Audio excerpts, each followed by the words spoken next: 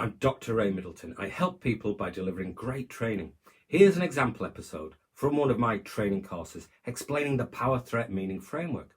I'm a member of the Power Threat Meaning Framework Committee, and these materials were developed in conjunction with the committee. The good news is we can change the sense or meaning we make of experiences. We make meaning out of what is on offer to us, outside of us, in our wider social context and culture. Like when I believed I had bipolar affective disorder, or borderline personality disorder, or psychotic depression. That was a diagnosis the mental health professionals had given me to explain my distress and my unusual experiences at the time. And they were in authority, and I initially was quite relieved. And I thought, oh, I believe them. But later on, I came to disbelieve and find they're quite entrapping, those diagnoses. But at first I thought, oh, there's something wrong with me. It sounds quite complicated. Those kind of medicalized explanations of distress did not start inside myself, did they? I didn't kind of search inside myself and think, oh, I've got borderline personality disorder. The narrative explanation came from outside of me. They were powerfully imposed on me as the truth, and I also accepted them. So I had some responsibility in not rejecting them. I thought, oh, these professionals must know what they're talking about at the time. So professionals imposed them on me and I accepted them. So there was a two-way street there. And I believed it, for some years, like about, quite a lot of years, over a decade anyway, until I realized that approach was not helping me, diagnostic, medicalizing my distress. I was getting worse. And then I stopped believing in the diagnostic explanations of my distress. When the eighth one came along, I thought, hang on a minute. This will just go on forever till I die. Like, I need to escape from this. It's an entrapping experience of just being given lots of chemicals, lots of diagnoses, and lots of inpatient psychiatric stays. It's a circle that I'm trapped in after many years. But I could not give up this explanation in a vacuum, could I? Nobody's going to give up the thing that they're attached to, forming their identity and explaining life. They need something else to jump into a different narrative to navigate their way through life in. I needed a more believable narrative to attach myself to, and in order to let go of, a mental illness explanation of my distress. So everyone's different. Personally, my experience, I found a trauma-informed explanation made better sense. I was having an understandable threat response to being sexually abused as a child. Being aware that alternative explanations is very important, as this starts to open up a dialogue and help people to see they have some degree of choice about what they believe and how to make sense of their experiences. They don't have to accept a medicalized explanation or a diagnostic explanation of distress. We do not need to accept any explanation imposed powerfully upon us, even if it is taken for granted as true by the majority of those around us in society as common sense or a professional opinion or a highly valued explanation in our social group. In 20, 30 years' time, these things may have no power in society. They may have been no longer around. The diagnostic approach may just die off, and it wasn't around 250 years ago. So, the thing over time and culture, these things come and go. They're powerful practices of sets of ideas.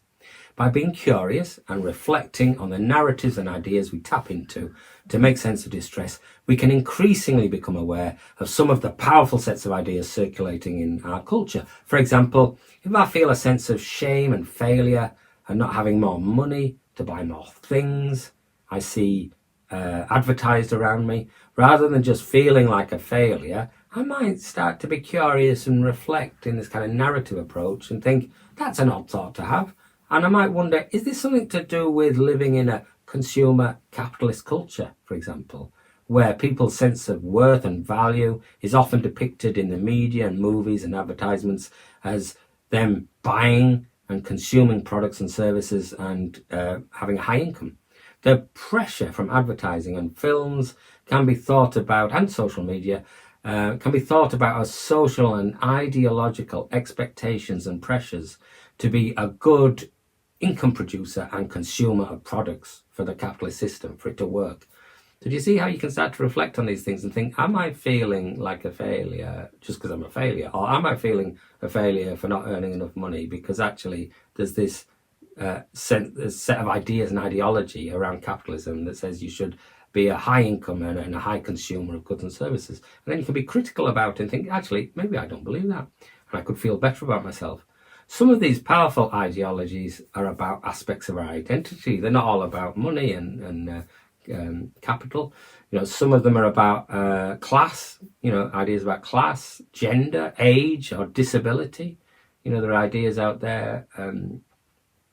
Some narrative explanations suit those people with relatively more power and privilege, So the takeaway from this section is to ask, what sense or meaning did you make of it, of what happened to you, how it affected you and your threat responses, with a particular awareness of the powerful sets of ideas and popular narratives available to us outside of ourselves that can shape the meaning we make of the situations and experiences that we find ourselves in. Some explanations may be more helpful than others. Others might be unhelpful on our journey of overcoming trauma, neglect, and adversity. And if they're unhelpful, we can stop believing in them. You don't have to keep believing in things. And you can believe in a better story or a better narrative about yourself and navigate life through a different narrative. But we are not in control of some of these powerful negative narratives. So other people may still believe unhelpful things about me or you, but this does not mean we have to be trapped in a negative narrative. We can escape them, but we need another positive story to get into, to orientate our subjectivity around, for the trajectory of our life is through narratives. We navigate life through narratives. So be careful what stories we believe about ourselves, because that's going to shape how we think and feel and the trajectory of our life, our journey through life. I hope you found that helpful. For more information about the live and recorded training I offer, just email me at ray.middleton@ladderforlife.com and sign up for my free trauma informed course by clicking the link in the description comments. Subscribe for more helpful videos and post a question in the comments and I'll reply.